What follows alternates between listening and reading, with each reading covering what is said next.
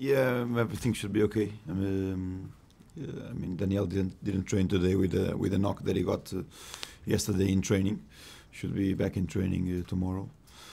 From the rest of the boys, no problems whatsoever.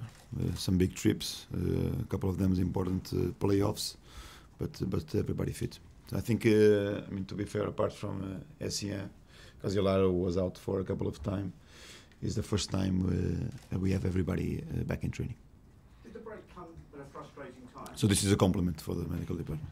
Did the break come at a frustrating time for you in that having lost twice in the Premier League, you got back to winning again at Blackburn and then suddenly...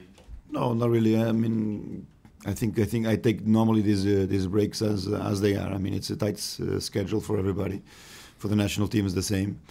But everybody must go through the same, and we have to respect the work that has to be done on international levels. I mean, it was an important international break with the playoffs, friendlies as well, which would never come at a good time. But it's the normal calendar as it's distributed, and I have no problem with it whatsoever. Not even breaking for us coming back from away. And with Daniel Sturridge making his England debut, do you see him perhaps now kicking on from that? Kicking on in what sense? In the sense of giving himself even more ambition? No, I mean, what I think it happened to Daniel is his performances for the club have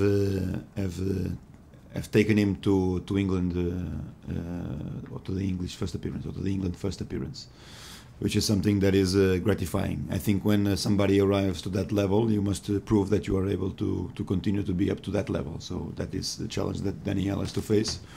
He has to face that challenge within the club, and then eventually, if Capello decides, in England.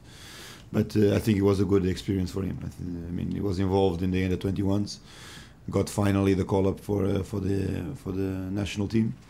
He had been pre-selected before, but not involved in the beginning, and I think it's gratifying for him. Do you see Liverpool as fellow title contenders, or just contenders for the top four? Well, I've always seen them like that. I think because it has also been assumed by them that they would do it.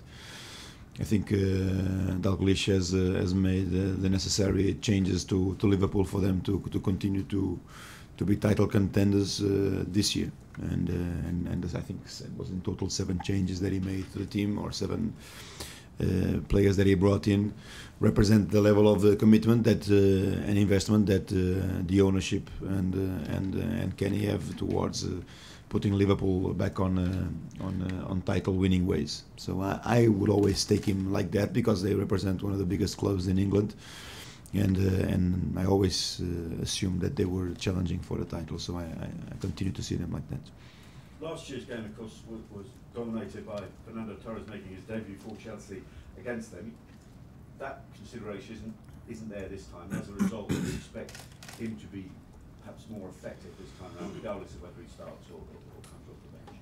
Well, I think I mean, Fernando has of course picked up from last season, as you've been aware, with not only with his form physically, but also his availability in terms of movements for the team, back to his old sharpness and back to goal scoring terms. So we are pretty happy with the way he's performing, and we just have to make a decision tomorrow regarding what we want in terms of behaviours of our front line, and Fernando will always be in contention for that.